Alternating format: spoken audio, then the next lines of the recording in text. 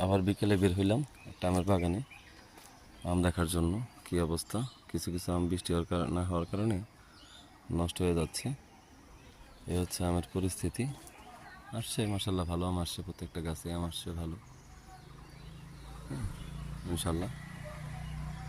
তো প্রত্যেকটা বাগানে যা হচ্ছে আমার ইদানিং প্রত্যেকটা গাছের মধ্যেই দেখি খুব ভালো আম আসছে, দেখার মতো।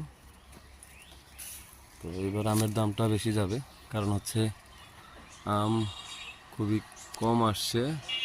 কিছু কিছু বাগানে ভালো আম আসছে, আবার কিছু কিছুর মধ্যে আম আসেই নেই বলতে চলে। ঠিক আছে, কারণ হচ্ছে বৃষ্টি হচ্ছে না, এই কারণে আম নষ্ট হয়ে যাচ্ছে, প্রায় স্পট হয়ে যাচ্ছে আমের মধ্যে। এ হচ্ছে আম, আমরুপালি, যাকে দেশি আম বলে। ঠিক আছে।